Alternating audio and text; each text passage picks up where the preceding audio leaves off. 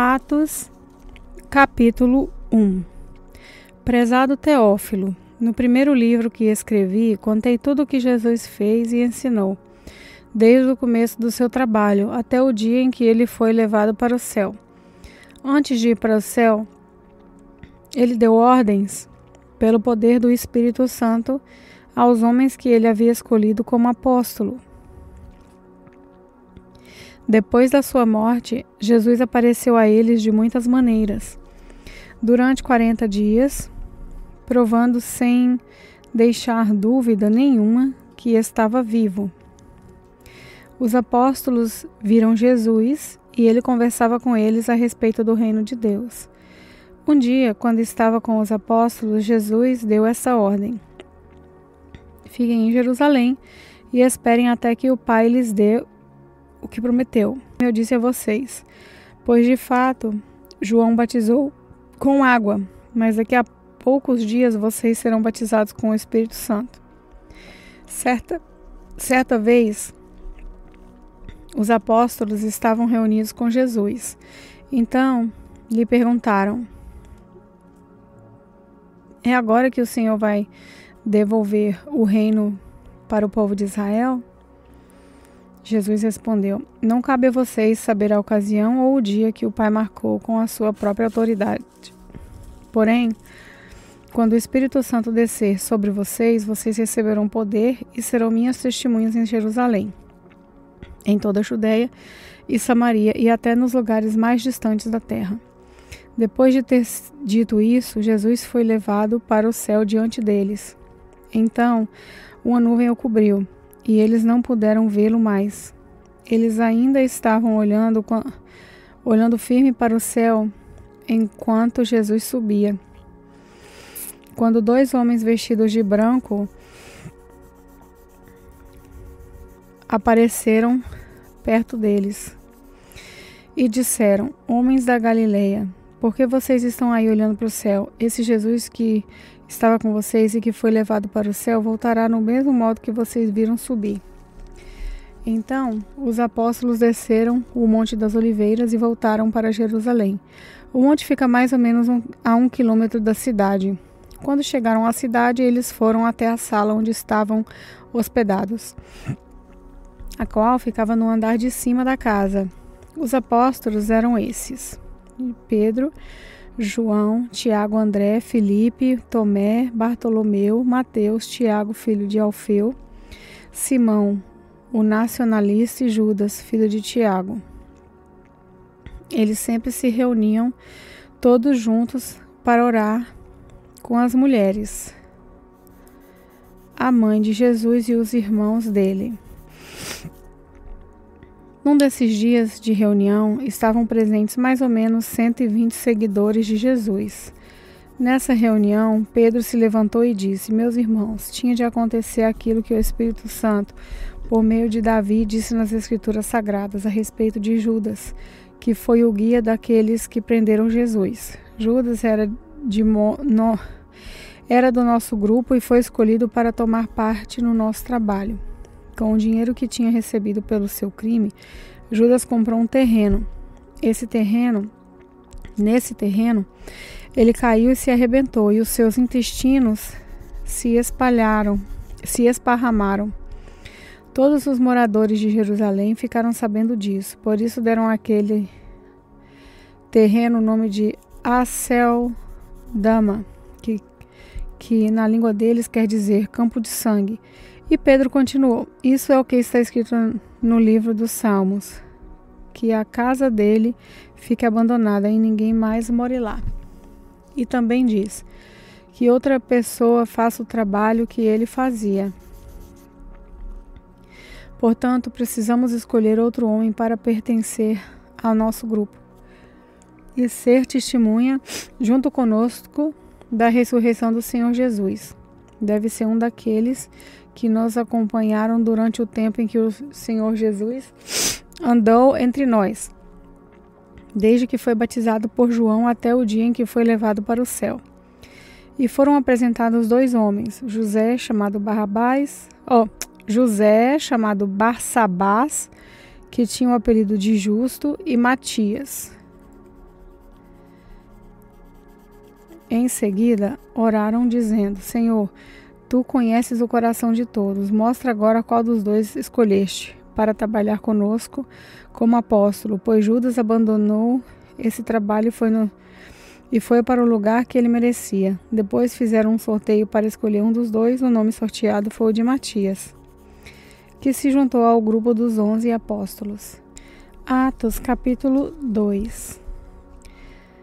Quando chegou o dia de Pentecostes, todos os seguidores de Jesus estavam reunidos no mesmo lugar. De repente veio do céu um barulho que parecia o de um vento soprando muito forte, e esse barulho encheu toda a casa onde estavam sentados. Então, todos viram uma coisa parecida com chamas. Espalharam como línguas de fogo, e cada pessoa foi tocada por uma dessas línguas. Todos ficaram cheios do Espírito Santo e começaram a falar em outras línguas, de acordo com o poder que o Espírito Santo dava a cada pessoa.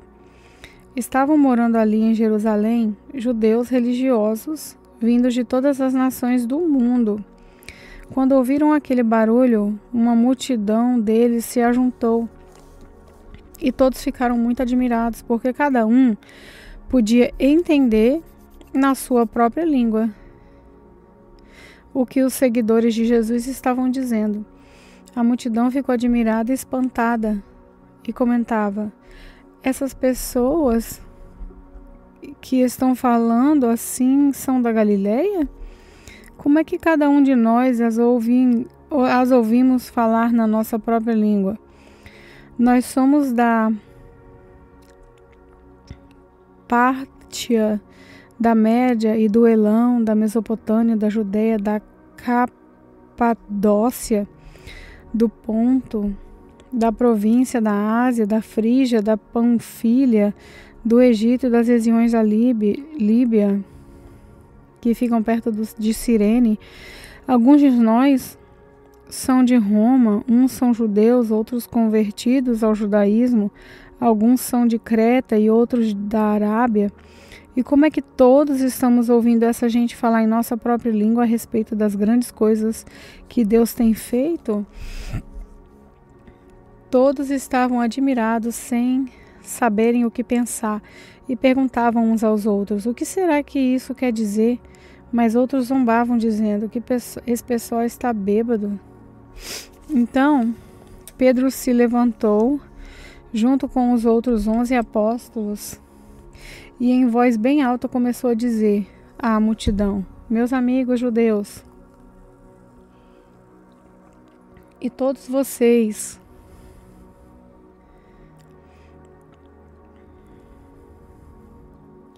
que moram em Jerusalém, prestem atenção e escutem o que eu vou dizer. Essas pessoas não estão bêbadas, como vocês estão pensando, pois são apenas 9 horas da manhã. O que de fato está acontecendo é que o profeta Joel disse: é isso que eu vou fazer nos últimos dias, diz Deus. Derramarei o meu espírito sobre todas as pessoas. Os filhos e as filhas de vocês anunciarão a minha mensagem. Os moços terão visões e os velhos sonharão. Sim, eu derramarei o meu espírito sobre os meus servos e as minhas servas. E naqueles dias eles também anunciarão a minha mensagem. Em cima do céu ficarei com que apareçam coisas espantosas, e embaixo da terra farei milagres. Haverá sangue e fogo, nuvens de fumaça, o sol ficará escuro e a lua se tornará a cor de sangue, antes que chegue o grande e glorioso dia do Senhor. Então, todos os que pedirem a ajuda do Senhor serão salvos. Pedro continuou: Homens de Israel, escutem o que eu vou dizer. Deus mostrou a vocês que Jesus de Nazaré era um homem aprovado por eles, pois, por meio de Jesus, Deus fez milagres, maravilhas e coisas extraordinárias no meio de vocês. Como vocês sabem muito bem, Deus, por sua própria vontade e sabedoria, já havia resolvido que Jesus seria entregue nas mãos de vocês, e vocês mesmos o matarão por mãos de homens maus que o crucificaram. Mas Jesus ressuscitou. Jesus ressuscitou. Mas Deus ressuscitou Jesus, livrando-o do poder da morte, porque não era possível que a morte o dominasse. Pois Davi disse a respeito de Jesus o seguinte: eu via sempre o Senhor comigo, porque Ele está ao meu lado direito, para que nada me deixe abalado. Por isso o meu coração está feliz e as minhas palavras são palavras de alegria. E eu, um ser mortal, vou descansar cheio de esperança, pois tu, Senhor, não me abandonarás no mundo dos mortos. Eu tenho te servido fielmente e por isso não deixarás que eu apodreça na sepultura. Tu me tens ensinado os caminhos que levam à vida, e a tua presença me encherá de alegria. E Pedro disse mais isso: meus irmãos, eu preciso falar claramente com vocês a respeito do patriarca Davi. Esse grande líder morreu e foi ressuscitado, e o seu túmulo se encontra aqui até hoje. Ele era profeta e sabia que Deus lhe havia jurado que um dos seus descendentes seria rei como ele. Davi sabia que Deus ia fazer e por isso falou a respeito da ressurreição do Messias. Davi disse: ele não foi abandonado no mundo dos mortos, nem o seu corpo apodreceu na sepultura. Deus ressuscitou este Jesus e todos nós testemunhamos disso, pois Jesus foi levado para sentar-se ao lado direito de Deus, seu Pai, o qual lhe deu o Espírito Santo, como havia prometido. E Jesus derramou sobre todos nós esse Espírito, conforme vocês estão vendo e ouvindo agora. Pois Davi não subiu para o céu, mas ele mesmo afirmou: o Senhor Deus disse ao meu Senhor: sente-se do meu lado direito, até que eu ponha os meus inimigos como estrado debaixo dos seus pés. Todo o povo de Israel deve ficar bem certo de que este Jesus que vocês crucificaram é aquele que Deus tornou Senhor e Messias. Quando ouviram isso, todos ficaram muito aflitos e perguntaram a Pedro e aos outros apóstolos: irmãos, o que devemos fazer? Pedro respondeu: arrependam-se e cada um de vocês seja batizado em nome de Jesus Cristo, para que os seus pecados sejam perdoados e vocês receberão de Deus o Espírito Santo. Pois essa promessa é para vocês e para os seus filhos, e para todos os que estão longe, isso é, para todos aqueles que o Senhor, meu Deus, chamar. Pedro continuou a dar o seu testemunho, e com muitas outras explicações, procurou convencê-los, dizendo: saiam do meio dessa gente má e salvem-se. Muitos acreditaram na mensagem de Pedro e foram batizados. Naquele dia, quase 3.000 se juntaram ao grupo dos seguidores de Jesus, e todos continuavam firmes, seguindo os ensinamentos dos apóstolos, vivendo em amor cristão, partindo o pão juntos e fazendo orações. Os apóstolos faziam muitos milagres e maravilhas, e por isso todas as pessoas estavam cheias de temor. Todos os que criam estavam juntos e unidos, e repartiam uns com os outros o que tinham. Vendiam as suas propriedades e outras coisas, e dividiam o dinheiro com todos, e de acordo com a necessidade de cada um. Todos os dias unidos se reuniam no pátio do templo, e nas suas casas partiam o pão, e participavam das reuniões com alegria e humildade. Louvavam a Deus por tudo, e eram estimados por todos. E cada dia o Senhor juntava ao grupo as pessoas que iam sendo salvas. Atos capítulo 3. Certo dia de tarde, Pedro e João estavam indo ao templo para a oração das 3 horas. Estava ali um homem que tinha nascido coxo. Todos os dias ele era levado para um dos portões do templo chamado Portão Formoso, a fim de pedir esmolas às pessoas que entravam no pátio do templo. Quando o coxo viu Pedro e João entrando, pediu uma esmola. Eles olharam firmemente para ele e Pedro disse: "Olhe para nós." O homem olhou para eles, esperando receber alguma coisa. Então Pedro disse: "Não tenho nenhum dinheiro, mas o que eu tenho eu lhe dou. Pelo poder do nome de Jesus Cristo de Nazaré, levante-se e ande." Em seguida, Pedro pegou a mão direita do homem e o ajudou a se levantar. No mesmo instante, os pés e os tornozelos dele ficaram firmes. Então ele deu um pulo, ficou de pé e começou a andar. Depois entrou no pátio do templo com eles, andando, pulando e agradecendo a Deus. Toda a multidão viu o homem pulando e louvando a Deus. Quando perceberam que aquele era o mendigo que estava sentado perto do portão formoso do templo, ficaram admirados e espantados com o que havia acontecido. O homem que havia sido curado acompanhou Pedro e João. Todas as pessoas estavam admiradas e correram para a parte do pátio do templo chamado Alpendre de Salomão, onde eles estavam. Quando Pedro viu isso, disse ao povo: "Israelitas, por que vocês estão admirados? Por que estão olhando firmemente para nós como se tivéssemos feito esse homem andar por causa do nosso próprio poder ou por causa da nossa dedicação a Deus? O Deus dos nossos antepassados, o Deus de Abraão, o Deus de Isaque e o Deus de Jacó, foi quem deu glória ao seu servo Jesus. Mas vocês o entregaram às autoridades e o rejeitaram diante de Pilatos. E quando ele resolveu soltá-los, vocês não quiseram. Jesus era bom e dedicado a Deus, mas vocês o rejeitaram. Em vez de pedirem a liberdade para ele, pediram que Pilatos soltasse um criminoso. Assim vocês mataram o autor da vida. Mas Deus o ressuscitou e nós somos testemunha disso, pois o poder do nome de Jesus que deu força a este homem.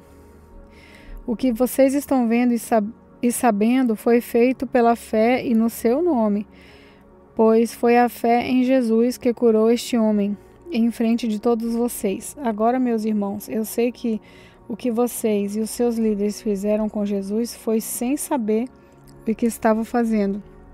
Mas Deus cumpriu assim o que havia anunciado há muito tempo pelos profetas, isso é, que o Messias, que ele escolheu, tinha de sofrer. Portanto, arrependam-se e voltem para Deus, a fim de que ele perdoe os pecados de vocês, e também para que tempos de nova força espiritual venham do Senhor e ele mande Jesus, que ele já tinha escolhido para ser o Messias de vocês.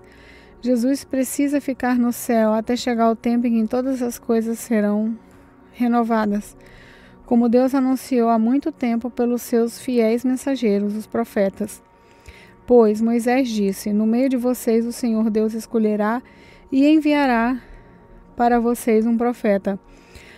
Assim como ele me enviou, obedeçam a tudo o que ele lhes dizer. Aquele que não obedecer será separado do povo de Deus e destruído." Samuel e todos os profetas que viveram depois dele falaram a respeito desses dias. Os profetas, as promessas de Deus, as promessas que Deus fez por meio dos seus profetas são para vocês. E vocês fazem parte da aliança que Deus fez com os seus antepassados, quando disse a Abraão, por meio dos seus descendentes: "Eu abençoarei todas as nações do mundo." Assim, Deus escolheu o seu servo e o mandou primeiro a vocês, para abençoá-los e para que cada um de vocês abandone os seus pecados.